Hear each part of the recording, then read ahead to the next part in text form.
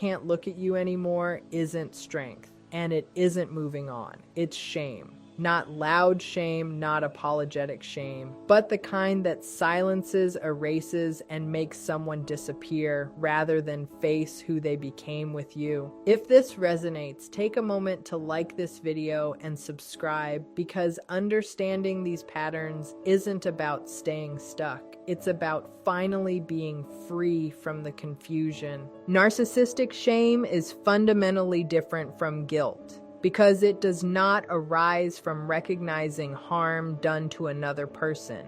It arises from a threat to the self they are desperately trying to protect. Guilt requires empathy and responsibility, an ability to say, "I did something wrong," while still holding a stable sense of self. Shame in the narcissistic structure is experienced as "I am wrong," and that distinction is catastrophic. Their identity is built on superiority, control, and the belief that they are exceptional or entitled to special treatment. When something exposes the gap between that image and reality, it does not register as a mistake that can be repaired. It feels like annihilation. This is why narcissistic shame is so dangerous to their internal world. It collapses the narrative they rely on to function. Because their self-worth is externalized and dependent on validation, admiration, or dominance, shame hits at the core of their psychological survival system.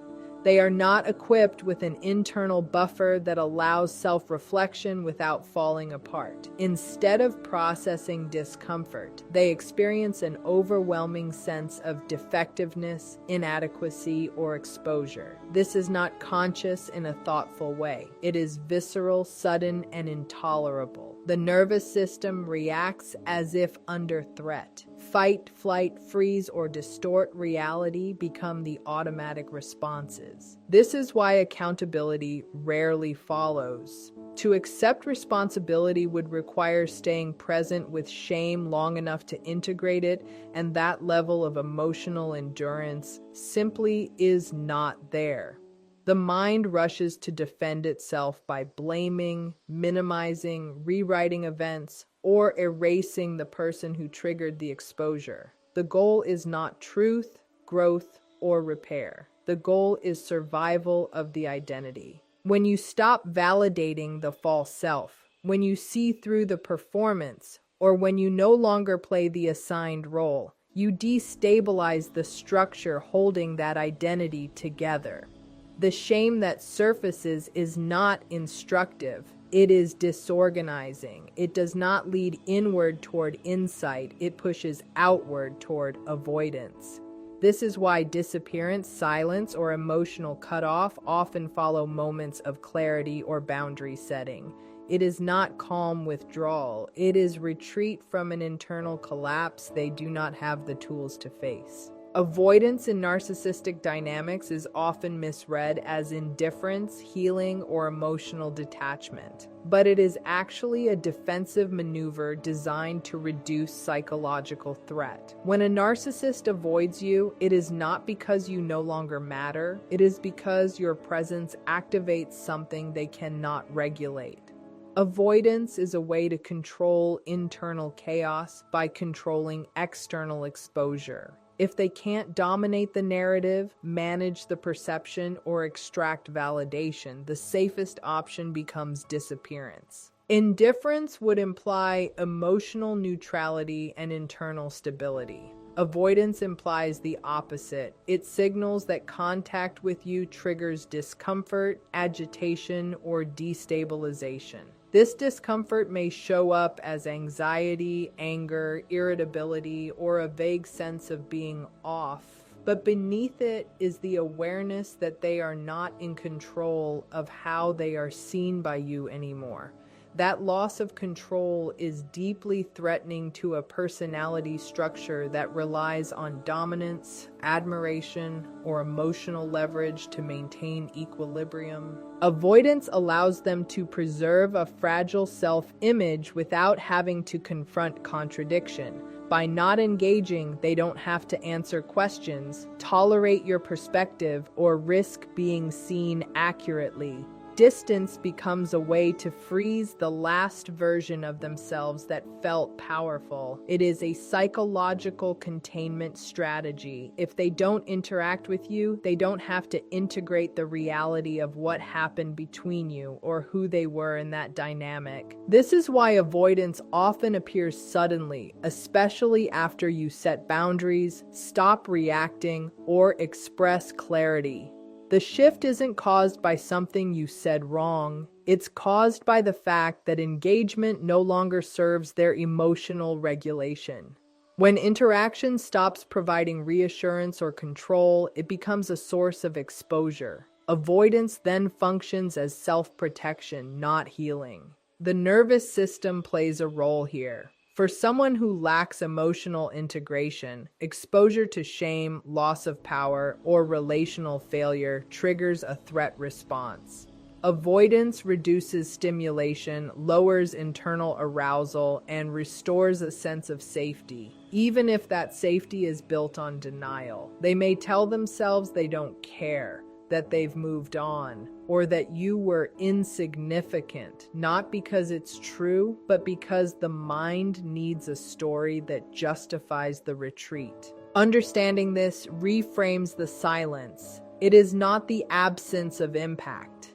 It is evidence of impact that cannot be metabolized, processed, or resolved without confronting parts of the self they have spent a lifetime avoiding.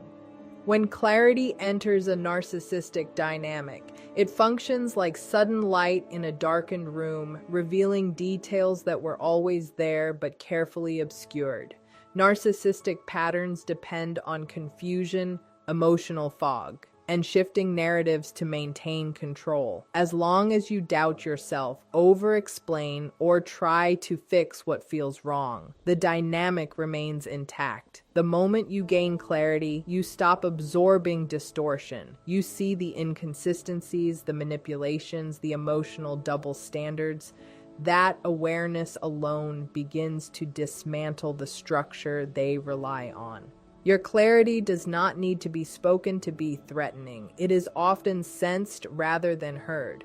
When your reactions change, when you stop defending yourself against accusations that never fit, when you no longer scramble to restore harmony at your own expense, the narcissistic system registers danger. You are no longer playing the role that stabilizes their inner world. The illusion of control weakens, and with it, the ability to maintain the false self they present to others and to themselves. What makes this especially destabilizing is that clarity cannot be argued with in the way confusion can. Gaslighting loses its power when you trust your perception. Blame loses its grip when you recognize projection. Emotional hooks fall away when you stop internalizing their narratives. This leaves them with fewer tools. They cannot easily bend reality when the other person is grounded. Your calm awareness becomes a mirror reflecting back behavior they prefer not to see. This exposure is intolerable because it bypasses performance. You are no longer responding to the mask. You are responding to the pattern. That distinction matters. It means their usual strategies fail. Charm feels empty. Intimidation feels transparent. Silence feels revealing rather than powerful. The more regulated and clear you become, the more dysregulated they often feel internally. This is why clarity so often leads to withdrawal or avoidance. You are not provoking conflict. You are removing the fog that made the dynamic possible. In doing so, you inadvertently expose the gap between who they claim to be and how they actually behave. That gap is saturated with shame. Rather than face it, they distance themselves from the source of exposure. Your clarity does not punish them directly. It simply removes the protection of illusion. And without illusion, the narcissistic structure has nothing left to hide behind. Silence and disappearance in narcissistic dynamics are rarely about peace, maturity, or emotional resolution. They are strategic responses to internal threat, designed to regain a sense of control when engagement becomes too risky. When a narcissist goes quiet, withdraws abruptly, or vanishes without explanation, it is often because interaction no longer serves their psychological needs. The silence is not empty. It is loaded with intention, even if that intention is not fully conscious. Engagement is the lifeblood of the narcissistic system. Attention, reaction, conflict, admiration, and even distress from others help regulate their inner world. As long as there is exchange, they feel anchored. When that exchange begins to expose them rather than stabilize them, silence becomes a shield. Disappearance allows them to step out of a situation where they feel seen, questioned, or emotionally cornered. It is an exit that avoids accountability while preserving the illusion of power. Silence also functions as narrative control. By disappearing, they prevent further information from entering the story.